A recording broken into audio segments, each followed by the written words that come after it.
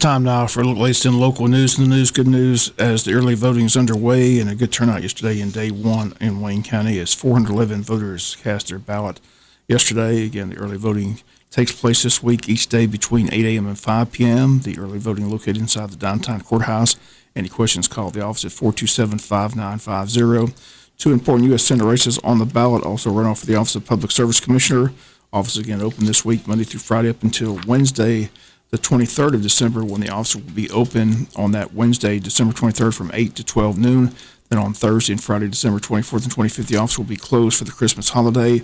They'll reopen Monday, December the 24th, be open Monday through Friday up until the 31st of December. Social distancing is being observed. All poll workers are wearing masks. Voters are encouraged to wear masks, but it's not mandatory.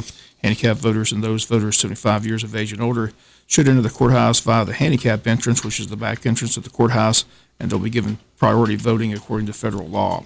And all eyes on the state this week as these two Senate races determine the balance of power in the United States Senate.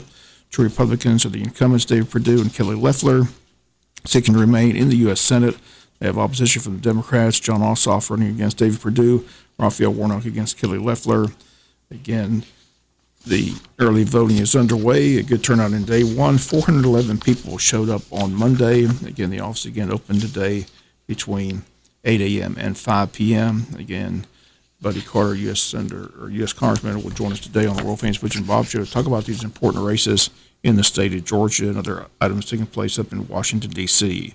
We'll be back with more news after this word from our sponsor, other commercial messages, so please stay tuned.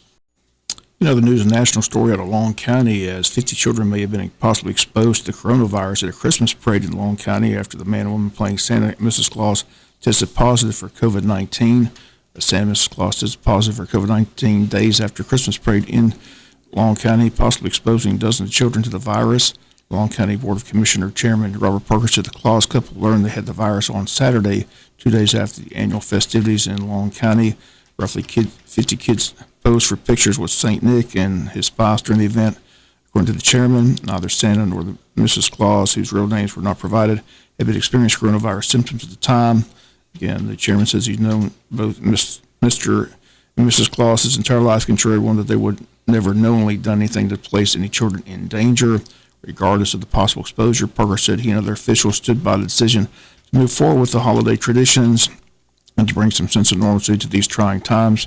He says, my children both had their picture made with Santa, and their smiles were bigger than any day when they head off to school.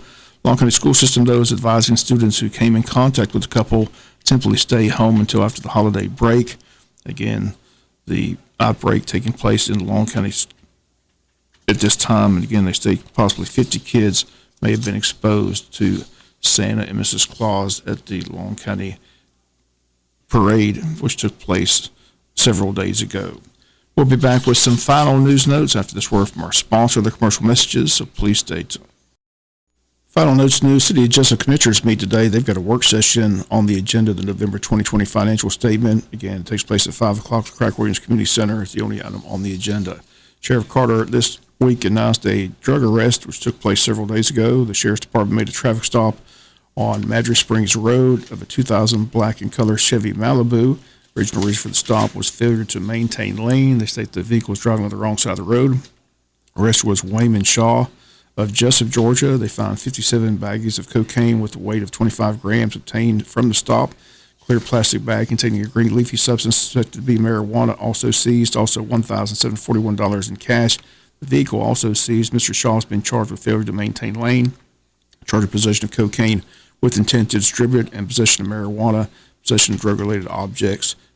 Again, the arrest occurring several days ago here in Wayne County. Wayne County Board of Education met Friday morning in a special called meeting in executive session to discuss a student discipline issue. The student was punished and took his case to a 3-person tribunal who upheld the punishment. So the student took the case to the Board of Education.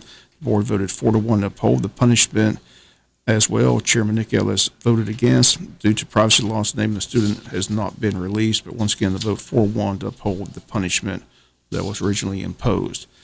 The community-wide blood drive is set for Monday, December 21st from 2 to 7 p.m. at the Calvary Baptist Church Gymnasium, sponsored by the American Red Cross. in the state is sponsored by the Ladies Auxiliary Jesup Shrine Club. Donors will receive a long sleeve Red Cross t-shirt while supplies last. And if you need to make an appointment, you can go on their website or call 1-800-RED CROSS. Again, the blood drive is set for Monday, December 21st, 2 to 7 p.m. at the Calvary Baptist Church Gymnasium. That's going to do it for latest in local news. Sports comes your way in a few minutes. Bob Morgan, have a great day.